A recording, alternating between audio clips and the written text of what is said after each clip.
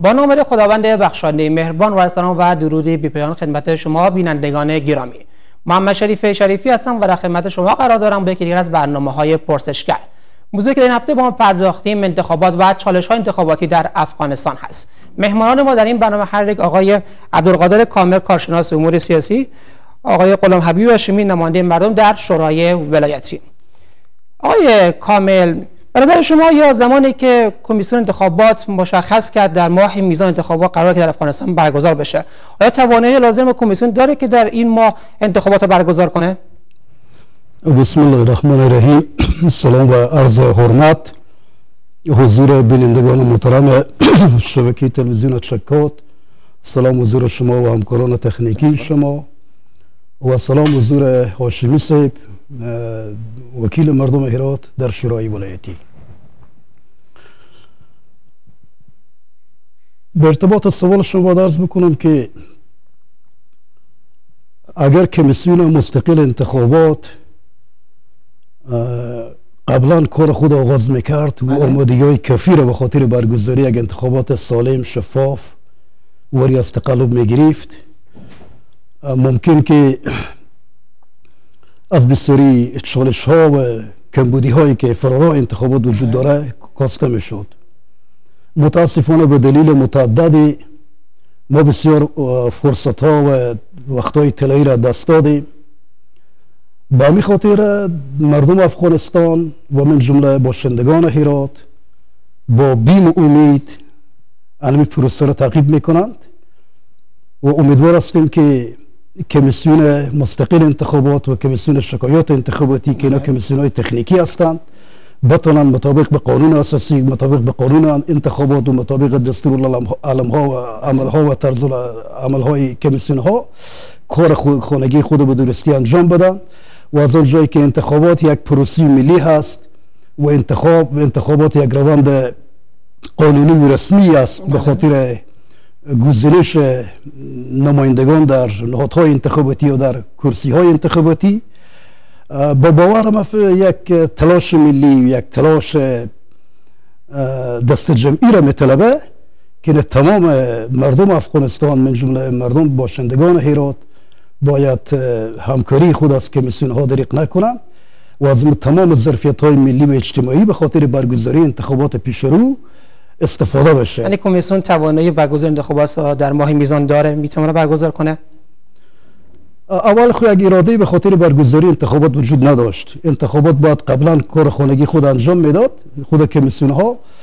با تو خاطر از اینکه من یک روز دیگه به یک سبت خود گفتم که یکی از وظایف حکومت وحدت ملی که اینا به تاریخ 7 میزان سال 1393 آغاز به کار کردن مطابق با توافقنامه سیاسی برگزاری انتخابات بود و اینا فرصت های بسیار زیاد رو ما دست دادیم. حتی تا کار به جای رسید که رئیس اتحادیه اروپا در ماه اسد سال 95 هشدار داد برای از اینا که اگر شما انتخابات رو برگزار نکنیم، لوی جرگه برگزار نکنیم، رابطه شما با جامعه جهانی قطع میشه و حکومت وحدت ملی همو با بحران مشروعیت مواجه میشه. بله. خو اینا وقتا را دست دادن به تاریخ 2 قوس سال 95 امو 21 نفر که از طرف کمیته گزینش به اینا معرفی شده بود، از بین از 7 نفر رئیس اعضای کمیسیون مستقل انتخابات و از بین 15 نفر اعضای کمیسیون رسیدگی به شکایات انتخاباتی را اینو انتخاب کردند و این کمیسیون متاسفانه که بعضی ملاحظات شخصی و قومی و سیاسی داخل شد در این پروسه، اینا نتونستند که استقلالیت خود حفظ بکنند و توان عملیاتی کمیسیون واقعا صدمه دید، به خاطر از اینکه در سال 96 به تاریخ 28 اقرب سال 96 امام محمد وریماچ که رئیس کمیسیون رئیس دارالانشای کمیسیون مستقل انتخابات بود وظیفه خود دست داد. به تعقیب از 24 اقرب سال 96 نجیب الله احمدزی رئیس کمیسیون مستقل انتخابات از کار برکنار شد. به همین خاطر اینا نتونستن که این پروسه را درست مدیریت بکنن. دو باز اینا یک تاریخ دیگر را تعیین کردن به تاریخ 16 میزان سال 90، تاریخ 16 سرطان. بله. باز بعدن که کمیسیون آمادگی نداره و اینا باز 24 28 میزان انتخاب کردند. بله. شد دلیل این همه آشفتگی هایی که وجود داشته و هر زمانی که تعیین کردن زمان برگزار انتخابات به دلایل متعددی عقب افتاد. دلیل این عقب افتادن چی بوده؟ به گمان شما اینها موضوعات سیاسی بوده که انتخابات در موعد معین برگزار نشده در افغانستان؟ از یک طرف خود شما می‌فهمید که ایجاد حکومت وحدت ملی خلاف قانون اساسی بود و رهبران حکومت وحدت ملی تا هنوزم کماکان در زیر سایه سنگین اختلافات به سر میبرند و نبود یک وحدت فکر و عمل و مسائل دیگه باعث از این شد تا علمی پروسی ملی به هوشیار رانده شود. آیا فساد هم نقش داشته در عدم برگزاری انتخابات؟ کیا؟ فسادی که وجود داره. به گمان شما یا این دلیلی که انتخابات عقب افتاد و در زمان معین برگزار نشد، فساد چقدر نقش داشته داری؟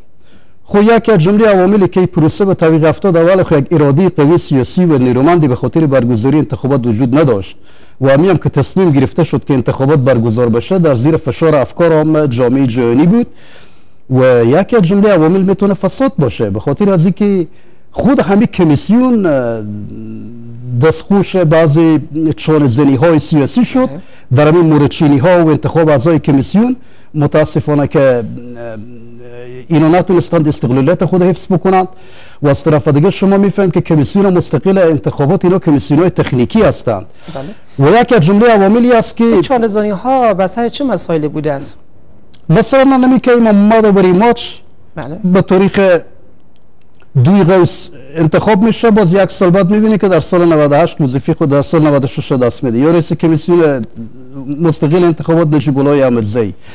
حکومت تلاش کرد تا همین کمیسیون را سیاسی بسازه و تا کمیسیون ها حیثیت یک ابزار داشته باشه در همین رقابت های انتخاباتی و پیکارهای انتخاباتی آینده ریاست جمهوری و شوراهای ولسوالی و انتخابات ولسی جرگه تا اینا نتونن کار خانگی خود به درستی انجام بدن و یک جمله اینه که کمیسیون های فعلی اینا میراثدار یک کمیسیون فاسد، یک کمیسیون ناکام و شکست خورده هستند و اینا هم به خاطر احیای انمو اعتماد حیثیت از دست رفته خود و جلب باور و اعتماد مردم اینا باید تلاشای را انجام میدادند که متاسفانه نتونستند استقلالیت خود حفظ بکنند و حالا با تمام نواقص و کمبودی هایی که در برابر انتخابات وجود داره دیگه ما هیچ راهی قرار نداره وجود نداره. فعلا ما در برابر یک عمل انجام شده قرار داریم.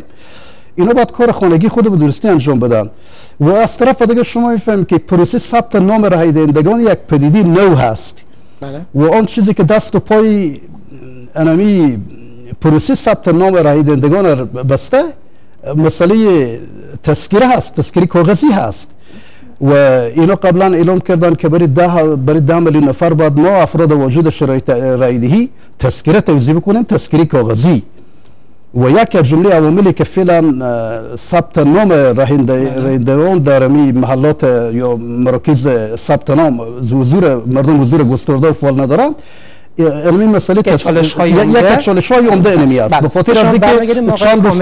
خاطر از اینکه چند روز پیش که خود اداره ثبت احوال نفوس گفت که ما در طی 4 ماه گذشته برای 400,000 نفر ما تذکره توزیع کردیم یعنی به هر ماه 100,000 نفر شمیر وقت تقسیم 30 روز میکنیم به روز 3300 نفر اینا تذکره توزیع کردن و به هر ماه اگر 100,000 اگر میروند ادامه داشته باشه این تقریبا 100 ماه میشه. 100 ماه رو شما تقسیم 12 روز بکنیم این 8 سال وقت در بر میگیره و اگه قرار باشه که تمام ظرفیت ها استفاده بشه و امنیت هم تامین بشه در قرى و قصبات و گروپ های ثابت و سیار از اینا فعالیت بکنند فکر کنید که 20 چند همین پروسه توزیع از اینا افزایش پیدا بکنه. اگه به هر روز 50,000 نفر اینا تذکره توزیع بکنند به هر ماه 1.5 میلیون به 2 ماهی که در نظر گرفته شده 3 میلیون بازم 7 میلیون نفر دیگه اینا از اون گرفتن تذکره کاغذی محروم میشن و این حداقل 7 ماه وقت در بر میگیره.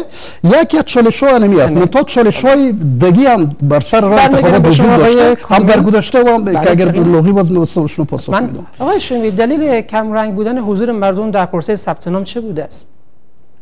بسم الله الرحمن الرحیم. عرض سلام دارم خدمت شما و دستاندرکاران تلویزیون چکاد، میمان برنامه شما جناب کامل صاحب و بینندگان و همشهریان شریف شهر ایران. مثلا انتخابات یک فرآیند رسمیه که بر اساس از اون مردم بعضی افراد یا اشخاص برای اداره امور خود بر اساس همون رأی خود که صندوق ها میرسونن برای یک مقام رسمی معرفی یا تعیین میکنن. انتخابات هایی که در افغانستان صورت گرفته نتونسته آرمان مردم و اهداف مردم به ثمر برسانه که ما امروز شاهد بی‌باوری مردم خود در راستای روند ثبت نام هستیم. عمدترین دلیل بی‌باوری مردم نسبت به انتخابات چه بوده؟ یک دلیلی بوده که کمیسیون‌های انتخاباتی نتونسته به شکل عادلانه و آزاد انتخابات برگزار کنه. یک دلیل دیگه ای که افرادی که فرضاً به انتخابات کاندید کردم و راه پیدا کردم امیدهای مردم ما رو بی‌اصل و نابودی مبدل ساختم که امروز وضعیتی که شما در شورای ملی، در خانه ملت، در پارلمان میبینیم مردم ما رو بی‌باور ساخته برای روند ثبت نام، برای اخذ تذکره از اداره ثبت احوال نفوس.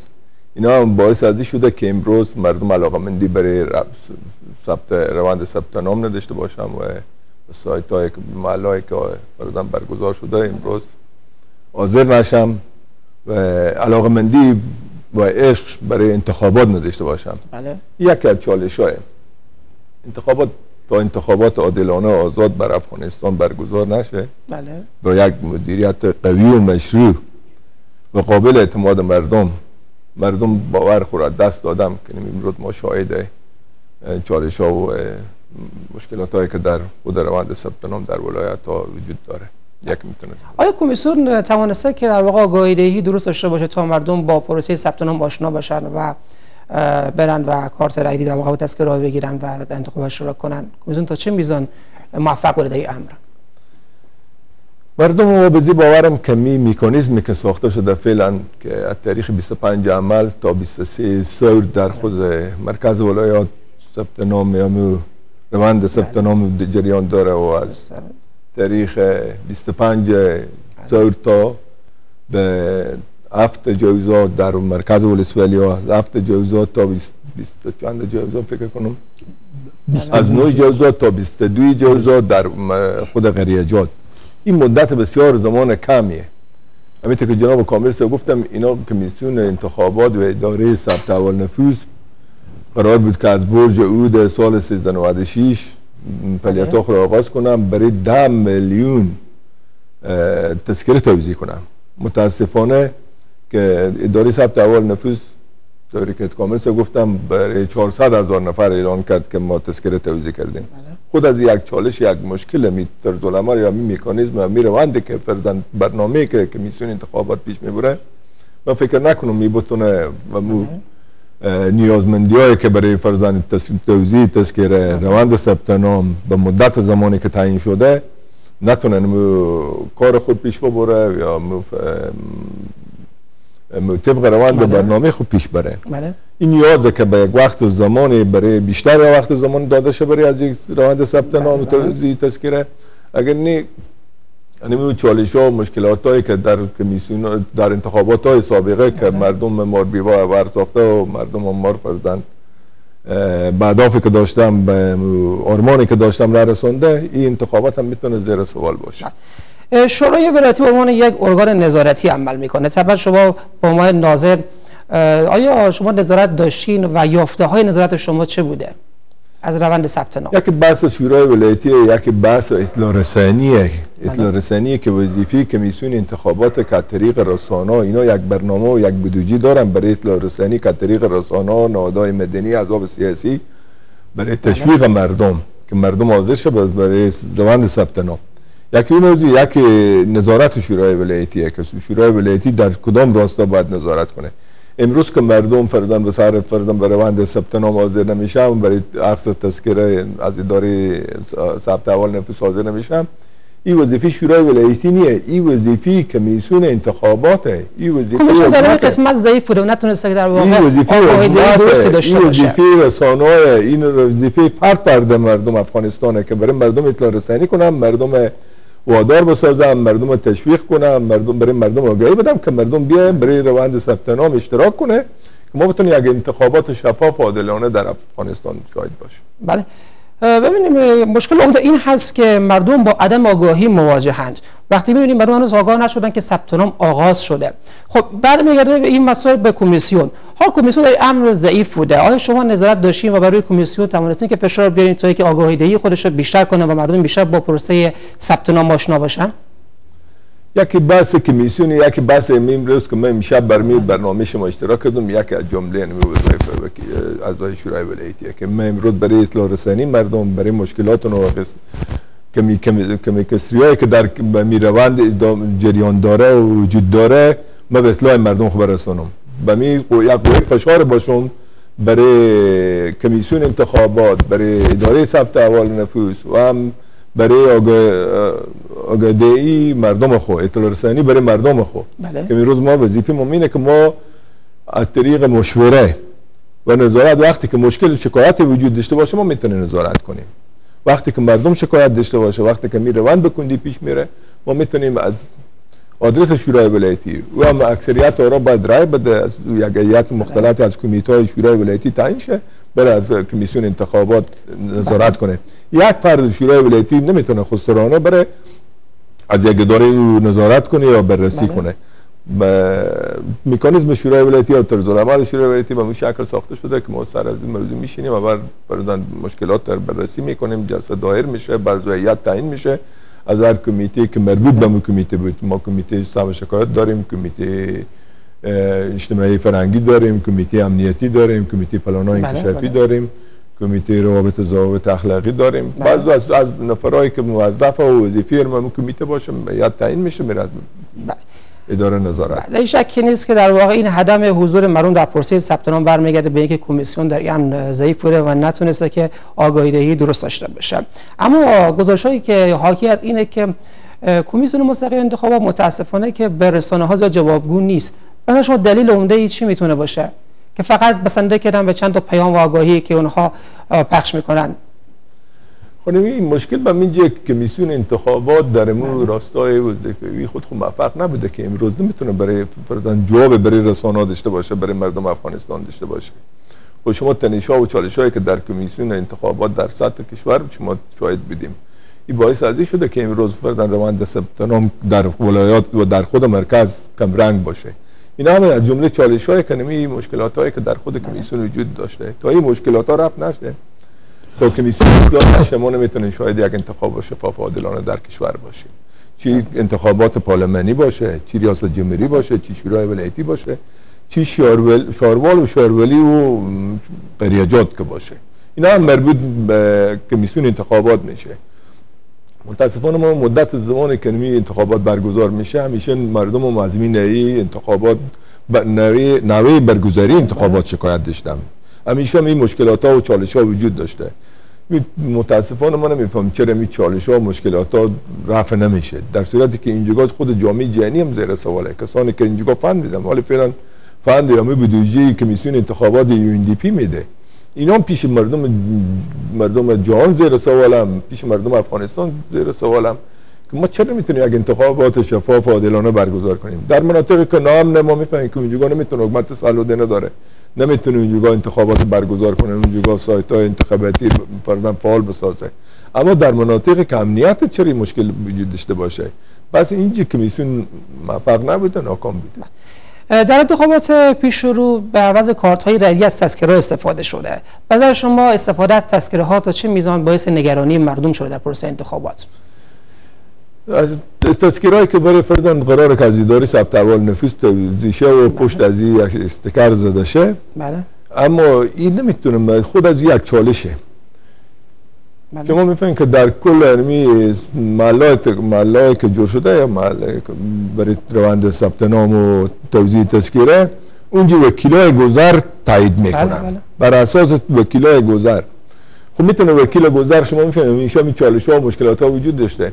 یک نفر میتونه از 4-5 محل تذکره بگیره. بله. اما او تذکره نداره که مشخص معلوم شه، او بیومتریک نمیشه که مشخص معلوم شه که نمی فرد یک دفعه تذکره گرفته دوباره رای دادن نمیتونه. شما وقتی که مو کارت‌های انتخاباتی بود پیش از اینکه انتخابات هایی که برگزار شد یک نفر میتونه 4-5 کارت داشته باشه. اونجی رای میداد، بازم 60 خور پاک میکرد، باز بعد یک سایت یک محل دیگه میرفت رای میداد. حالا فکر کنیم این چیزه، هیچ فرق نکرده. یک نفری که تذکره نداره میره ادعای تذکره میکنه، میره به یک محل رای تذکره میگیره، وکیل گذر میشناسه، و به دیگه محل میره وکیل گذر میشناسه، وکیل گذر اونجی تایید میکنه، برای از 4 تذکره داده میشه و از 4 جا میتونه رای بده. این خود از یک چالش شده که به نظر مردم این مشکلات شکایتایی که مردم داره وزیده بهشون برخواهیم. آقای کامل، شما جوتا عرض کردیم که استفاده از تذکره ها خود یک مشکل ایجاد کرده، به خاطر از اینکه مردم هراس دارن از اینکه خدا نکرده در آینده برای اونها از لحاظ امنیتی مشکلی ایجاد نشه، دلیلی که در تذکره ها در واقع آرم مشخصی از انتخابات حک میشه و این نشان میده که شخص در پروسه انتخابات اشتراک کرده. فکر نمیکنه که این خود باعث شده که مردم کمتر در پروسه ثبت نام اشتراک کنن؟ یکی خو همین مسئله ما روز به برنامه تحلیل خبر شبکه شما گفتم که یک جنگ روانی برافتیده که گویا اگر همی برچسب پشت تذکره ها زده میشه، مردم شاید خوب مردم شاید که مردم بسیار مردم فقیر و گریسنه هستند، من تقریبا 60% مردم زیر خط فقر زندگی میکنه، به که درصد سه مردم افغانستان به شکم گریسنه میخوره. اکثر مردم اینا مثلا به خاطر تداوی میرند یا پاکستان میرند یا برای کابل قندهار رفت آمد میکنند یا به دیدن اقارب قوم خویش خوب بعضی ملت نام باید برند. اونجا اگه اسناد از این از طرف مخالفین مسلح دولت چک بشه، شاید که امنیت فیزیکی از اینا به خطر باشه. آیا حکومتی رو نمیدونست پیشبینی نکرده که شاید اگر این گونه بشه مردم کمتر اشتراک کنند در پروسه انتخابات؟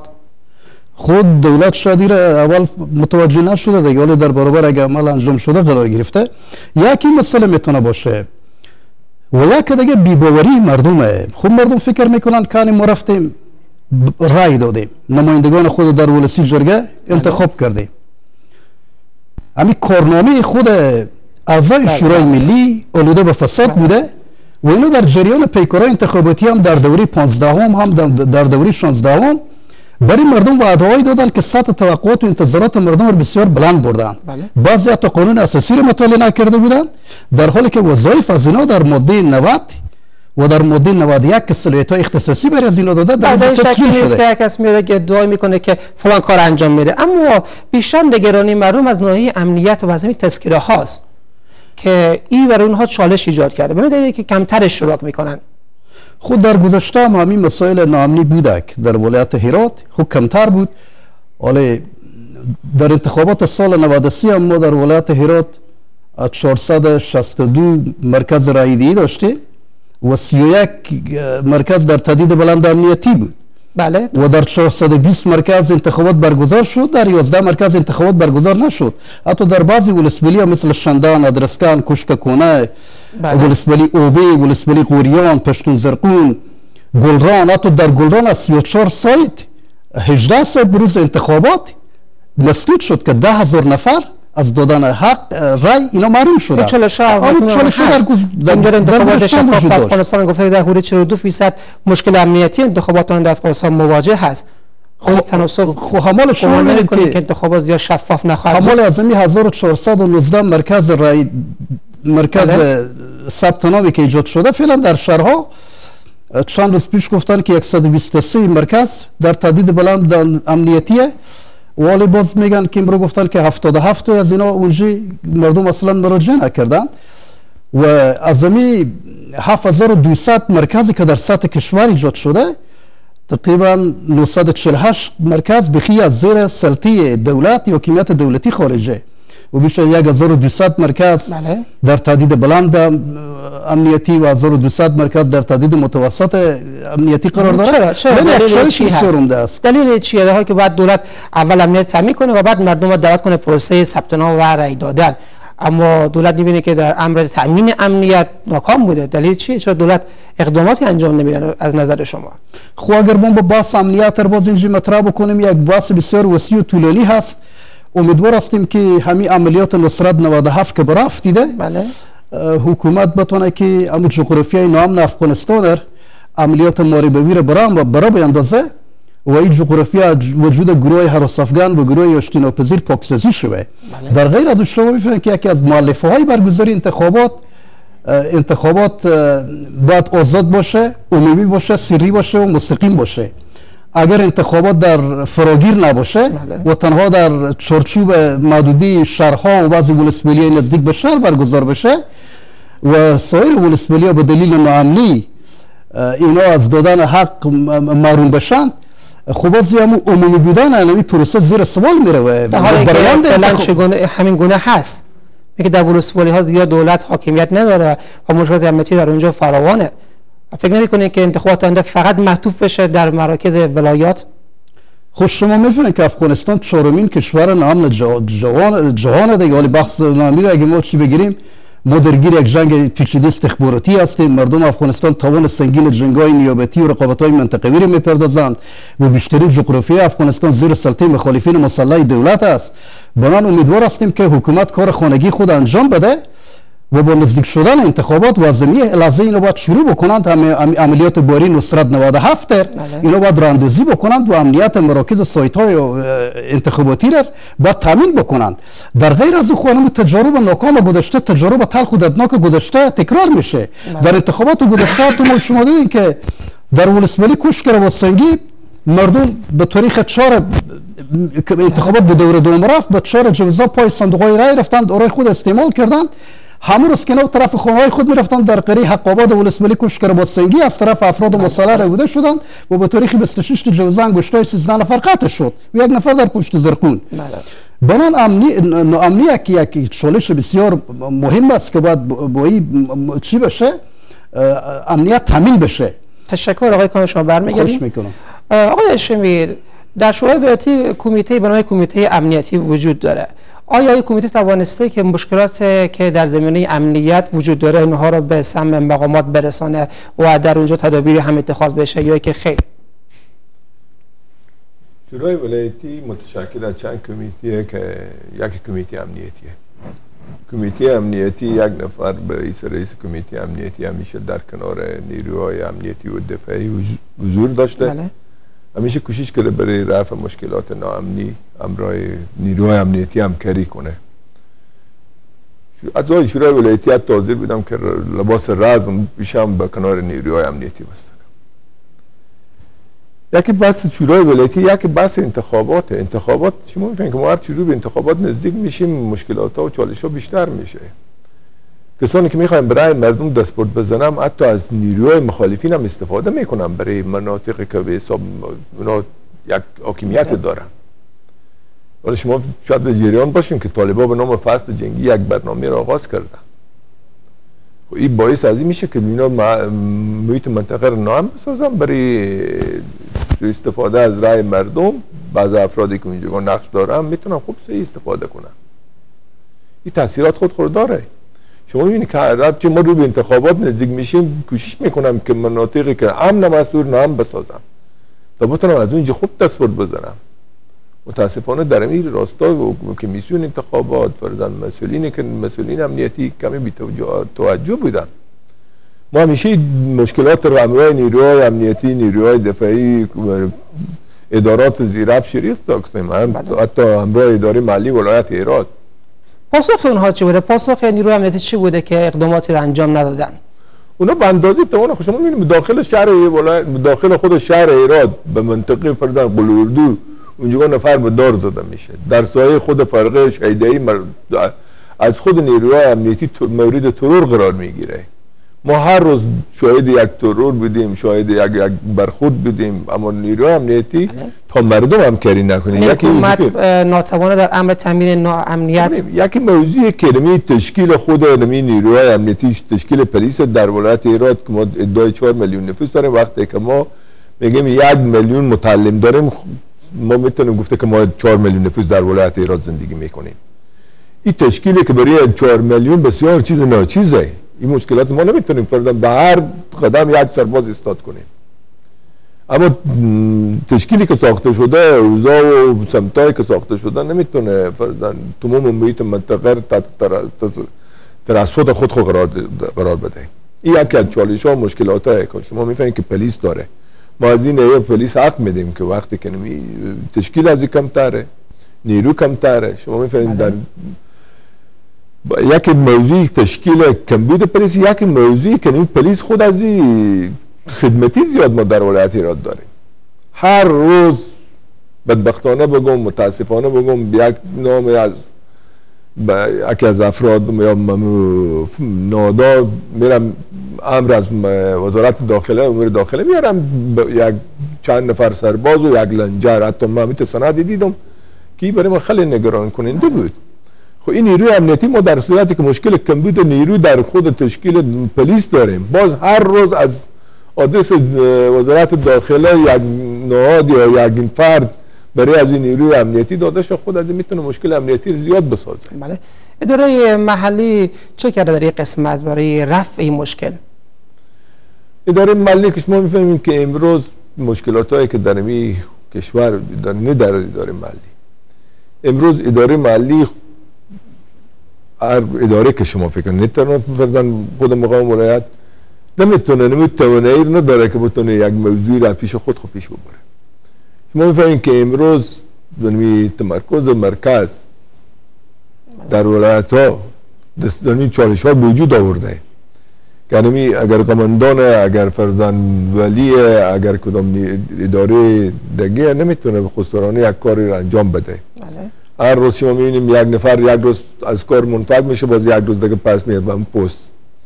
ما یک اداره دیدیم که شاید به می مدت حکومت محلی وحدت ملی تا حال 4 دفعه از پست خود کنار رفته باشه، پس دوباره مقرر شده باشه. اگر فرضاً وزیر رو پس کرده، موین پس رو به جای آورده. اگر موین رو پس کرده، باز وکیل رو آورده به جای آورده. یا اداره دیگه که نقشش در این راستا، این خود از یک چالشه، یک مشکله که برای جلوگیری و مهار کردن ناامنی.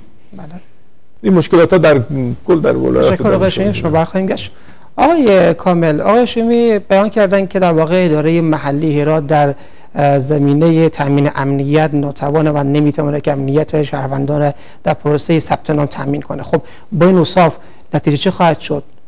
مردم از ناحیه امنیت به شدت ناراحتن. و یکی مسئله نام نه که من پیشتر خدمت شما گفتم که دولت باید کار خانگی خود انجام بده. قطعات قوای مسلح ما یک قلوردو داریم در ولایت هرات. آیا تا به حال انجام داده از نظر شما؟ حتما اینا برنامه‌ای دارند دیگه. برنامه‌های خود با کمیسیون مستقل انتخابات اینا از چند قبل شریک ساختند و این برنامه‌های خود باید عملی بکنند. در غیر از خوب از انتخابات اگر عملیات نشه و در مناطق زیر سلطه مخالفین مسلح دولت باشه، میکنن که اداره محلی ناتوان بوده، نتونسته که در واقع تامین امنیت کنه در ولایت هرات.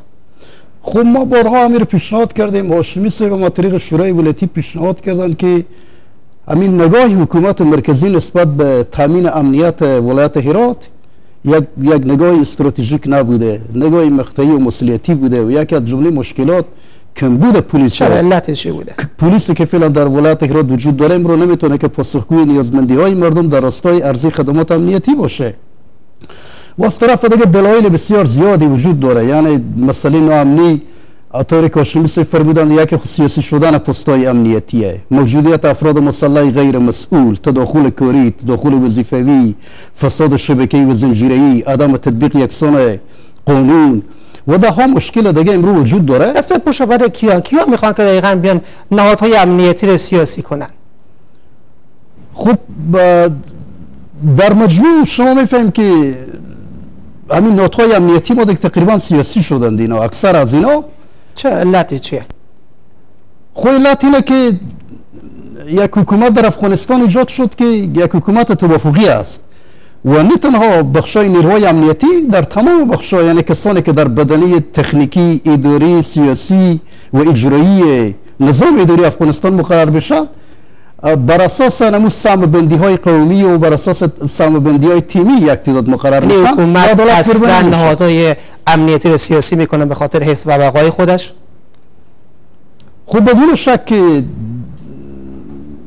پیشنهاد همی بوده که سیاسی شدن پست‌های امنیتی باید جلوگیری شده، اما نشده. خب که نشده دیگه این حکومت باید سخنگویان ولایت، اداره مالی ولایت هرات باید این با این اوصاف ما به کجا روان خواهیم بود؟ انتخابات کجا خواهد رفت؟ خب ما خدمت شما عرض کردم که اگر همین وضعیت ادامه داشته باشه باور و اعتماد مردم نسبت به حکومت ضعیف و کمرنگ میشه. خود در داخل شهر که فعلا امنیت تامین است حدودی، مگر چرا مردم مراجعه نمیکنند به مراکز ثبت نام؟ دلایل دیگه هم میتونه وجود داشته باشه. من پیشتر خدمت شما عرض کردم که تا زمانی که اگر ولو در سراسر افغانستان شما امنیت را تامین بکنیم که دیگه شما صدای فیر گلوله را نشنویم و امنیت تمام سایت های انتخاباتی تامین باشه، تا زمانی که در نظام انتخاباتی افغانستان یک تغییرات جدی و بنیادی نیه، تا زمانی که زمینی رقابت برای احزاب سیاسی فراهم نشه،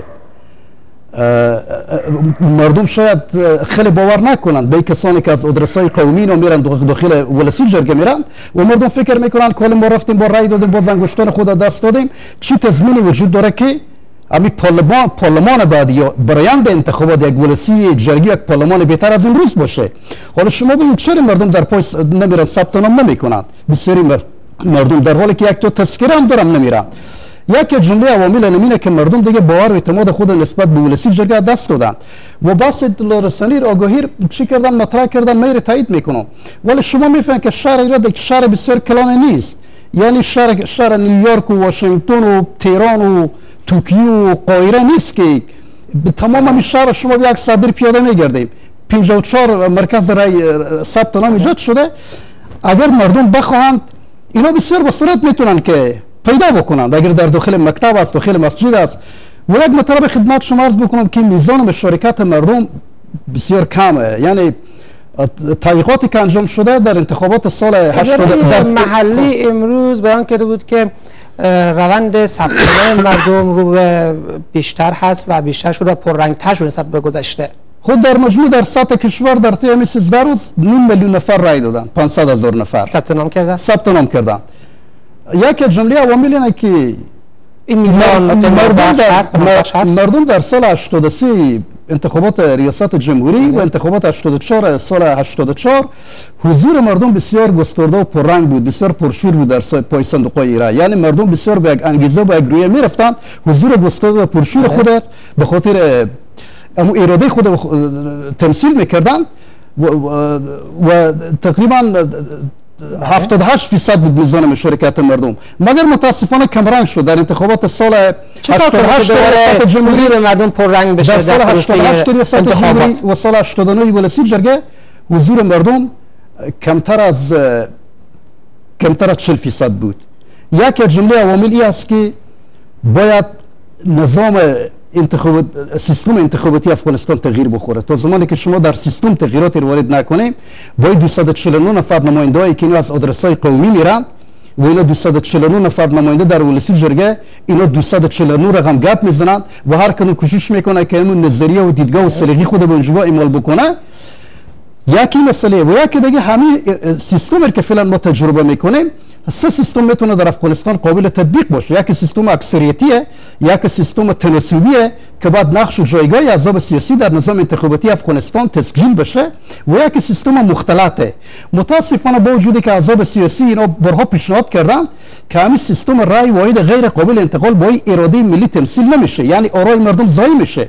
حتی در انتخابات سال 89 ولسی جرگه 500,000 نفر پای صندوق‌های رای رفتن و 249 نفر نماینده ها اینا فقط با گرفتن 37% رو به ولسی جرگه گرفتن، 63% آرای دیگه ضایع شد.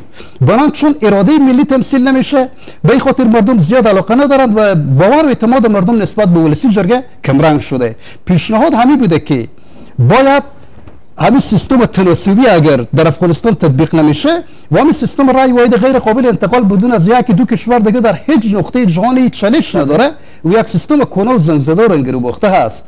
و احزاب سیاسی در سال 88 پیشنهاد کردند که 60% نمایندگان احزاب سیاسی در ولسی جرگه باشه و 40% از آدرس شخصیت‌های مستقل. متاسفانه قبول نکردند و باز یک تغییرات دیگه بودن که بیان یکی بر 3 حصه کرسی پارلمان به احزاب سیاسی اختصاص داده شده. متاسفانه همون قانون از تاریخ 9 جد سال 1391 تا تاریخ 2 سال 92 4 ماه در ولسی جرگه بود و یادداشت‌های من نشان میده که امروز 97 نفر در ولسی جرگه اینا غیر حاضر بودن و دموکراسی در درون ولسی جرگه سرکوب شد. بنان مردم فکر میکنن که اگر ما بریم رای بدیم، باز انگشتای دست خود دست بدین، همین ولسی جرگه کم در دوره 15 و در دوره 16 یک تعداد از اینا برای مردم دروغ گفتند، فقط با دادن شعارها و وعده‌های سرخرمن و شعارهای پوپولیستی آنفریبانه آرای مردم را چپاول کردند و خلاف همون چارچوب فعالیت‌های خود، همون صلاحیت‌های حقوقی خود که در قانون اساسی تسجیل شده، اینا نتونستند که آرزوهای مردم را برآورده بکنند و مطابق به خواست و نیازمندی‌های مردم فکر میکنن بریم رای بدیم خوب از زمین آش و میکاسیه. یکی یعنی من میخوام بگم که در بحث انتخابات 4 مسئله فعلا بسیار اهمیت داره. یکی بحث امنیت، یکی مسئله بودجه و یکی مسئله اعتماد سازی و یکی مدیریت انتخابات. یکی جمله عوامل اینه که مردم اعتماد سازی نشده، مردم خیلی باور ندارند. تشکر آقای کامل. برمیگردیم آقای هاشمی، با همه این اوصاف و گفته‌ای که شما با آقای کامل گفتین، داستان انتخابات به کجا خواهد رفت؟ آیا انتخابات به خوبی و کجا خواهد شد، شفاف خواهد بود و یا اینکه خیر؟ انتخابات در پروسه دموکراسی یگانه گزینه‌ایه که میتونه زمینه‌ساز رشد، تحول، رفاه و آسایش برای مردم باشه. متاسفانه انتخابات که برگزار شد نتونست اعتماد مردم ما رو به دست بیاره. بله. تا زمانی که تعیینات فردن خود کمیسیون‌های انتخابات بدون مسائل قومی تیمی تعیینات صورت نگیره، ما همیشه شاهد همین چالش‌ها و مشکلات رو خواهد بودیم. بله. شما می‌بینید که مردم چرا بی‌باوره برای انتخابات؟ چرا به روند ثبت نام اشتراک نمی‌کنه؟ مشکل به کجاست؟ چالش به کجاست؟ چرا مردم بی‌باور شده؟ کمیسیون انتخابات نتونستن او خواستای مشروعی فردن مردم رو برآورده بسازن. مردم وقتی که آمدم رای دادم میخواستم بر اساس رای خود کسی به کرسی بشونم که او کسی باشه که بتونه جوابگو باشه، پاسخگو باشه، بتونه خواستای مردم رو برآورده بسازه. همیشه کسانی رفتم که مورد تایید مردم و انتخاب مردم نبودن. تا زمانی که قرار گفتی کامل صاحب یک اصلاحاتی به کمیسیون انتخابات نه، ما نمیتونیم شاهد یک انتخابات آزاد و عادلانه در کشور باشیم. همیشه نمیگه کمیسیون انتخابات زیر سوال خواهد بود تا زمانی که کسانی معرفیشن به کارمندای کمیسیون انتخابات که اونا تخصص داشته باشن، تعهد داشته باشن برای مردم افغانستان، قابل اعتماد مردم افغانستان باشن. شما به عنوان نماینده مردم تا چه میزان توانستین که بین مردم انگیزه ایجاد کنید تا که اینها در پروسه ثبت نام اشتراک کنند؟ ما از این موضوع همه روزه خودی مردم خود صحبت داریم، نشست داریم، بعد مردم با به روند ثبت نام اشتراک کنم، به انتخابات اشتراک کنم. یعنی انتخابات میتونه که رای مردم میتونه برای کسانی که میخوایم از رای مردم استفاده سوء بکنم نبکه. همین خود حضور مردم میتونه که جلوی تقلب بگیره، جلوی فساد بگیره. وقتی که مردم به سر صندوق حضور پیدا کنن میتونه که فرضاً یک امید برای مردم افغانستان باشه. میتونه جلوی فرضاً چالش‌ها و مشکلات رو در خود کمیسیون انتخابات بگیره و میتونه نماینده واقعی خود مردم از طریق رای خود انتخاب کنن.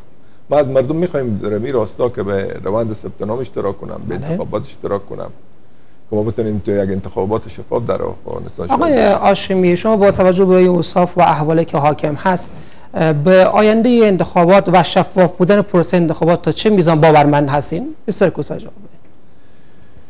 ما از طریق حضور پررنگ مردم میتونیم که ما برای انتخابات پیش روی یک دستاوردهایی داشته باشیم برای جلوگیری از تقلب، از فساد. بله. وقتی که مردم ما اونجا ناظرین داشته باشم، کسانی که خورکندید میکنم مورد تایید مردم ما باشم، ما میتونیم بردن اونجا یک اصلاحاتی هم برای انتخابات بودیم. تشکر آقای هاشمی. آقای کامل، شما تا چه میزان به شفاف بودن پروسه انتخابات و آینده انتخابات باورمند هستید؟ خود در شرایط فعلی ما یک دموکراسی نوپا و جوان تمرین میکنیم. مردم نسبت به آینده باید امیدوار بسازیم و نباید که به طرف پروسه ملی ما فقط از پشت عینک دودی نگاه بکنیم. یعنی اگر ما نیم خالی گلاس رو ببینیم متوجه نیم پر گلاس هم باشیم که مثل کار خود شروع کرده. و یک مسئله دیگه خدمت شما عرض بکنم که ما یک دموکراسی نوپا و جوان فعلا تمرین میکنیم. یعنی سطح توقعات و انتظارات ما باید متناسب با ظرفیت امکانات و ظرفیت های ما و با سطح آگاهی مردم باشه. اما شما در کشور زندگی میکنیم که فقط 34% توان خواندن، نوشتن، حساب کردن داره. ما در کشور زندگی میکنیم که جوبکیل صاحب بجریان که بودجه ملی و از طریق پارلمان تصویب شد 376 میلیارد افغانی که 220 میلیارد از این بودجه عادی و 110 میلیارد بودجه کشافی 54% عمل این متکی به جامعه جهانی است و از طرف دیگر عمل پول انتخابات ما را اگر همین جامعه جهانی نده ما اصلا انتخاب برگزار کردن نمیتونیم. بنابراین یکی خوابای طلایی است، رویا است و یکی واقعیت‌های سرسخت و اینی جامعه افغانی است. ما دیگه هیچ جرایی نداریم بدون از اینکه اگر مردم فکر میکنن که این مسیری که ما انتخاب کردیم این یک مسیر درست است، مردم باید انتخابات را استقبال بکنند با همه ضعف‌ها و کمبودی‌ها و نواقصی که داره. امکان داره چند دور بعد باز اصلاحات به کمیسیون ها بیاید، در نظام انتخاباتی افغانستان هم تغییراتی بیاید، ولی بسیاری کشورهایی که از نیم قرن به طرف دموکراسی تجربه میکنند و اینا تجربه انتخابات دارند، همه کشورها هم فکر میکنم که در همون جا هم تقلب میشه، تقلب سازمان یافته میشه و حتی در بعضی کشورهای دیگه یک روز دیگه هم گفتم شاید گپ تکراری باشه، بسیاری کشورها عمل قوانین اجباری و رای وضع کردن که بسیاری مردم علاقه ندارن. مثلا کشور بلژیک، برزیل، لوکزامبورگ، یونان، اتریش، استرالیا، حتی در بلژیک اگه کسی روز انتخابات پای صندوق رای نره اون بنا به عذر معقول یا به دلایل معجزه او جریمه میشه. بنابراین ما به عقیده هستم که این راه بسیار دشوار و ناهموار دیگه کشورها پیمودند تا امروز دموکراسی در اینجا نهادینه شده و ما یک کشوری هستیم که متاسفانه تا امروز فرهنگ انتخابات نهادینه نشده، فرهنگ پذیرش شکست در جامعه نهادینه نشده. باید این راه را ادامه بده و ما از تمام مردم افغانستان و وطنان هرات تقاضای ما است که باید برند ثبت نام بکنند و در انتخابات حضور از اینا یک حضور گسترده و پرشور باشه. در غیر از او اگر هر گونه بی‌تفاوتی و سلنگری نسبت به پروسه ملی باعث از این خواهد شد که در آینده ما یک تابوت یک میخر بر تابوت دموکراسی نوپا و جمهور افغانستان بندازیم و پدیده های مدرن مثل پروسه های ملی و انتخابات دیگر باز به زباله‌داری و باطله‌داری بندازیم. تشکر. به این خاطر یک خود رای یک حق است، یک مکلفیت مدنی هست، یک مسئولیت اجتماعی است، مظهر شهروندی است. مردم کوشش بکنند که برام رای بدن و به کسایی رای بدن که در قلمرو و فرهنگ و سیاست، اقتصاد و اجتماع آدمای متحد، پاسخگو، مسئولیت پذیر باشه تا در آینده پارلمان آبادی در برابر مردم پاسخگو باشه و یک پارلمانی باشه که بتونه یک خاری از پای این مردم بیرون بکنه. تشکر آقای عبدالقادر کامل، کارشناس امور سیاسی، و آقای غلام حبیب هاشمی، نماینده مردم در شورای ولایتی. به امید این روزی که ما بتوانیم که همه در پروسه انتخابات اشتراک کنیم و سرنوشت خودمان را با دستان خودمان رقم بزنیم. تا برنامه دیگر، بدرود.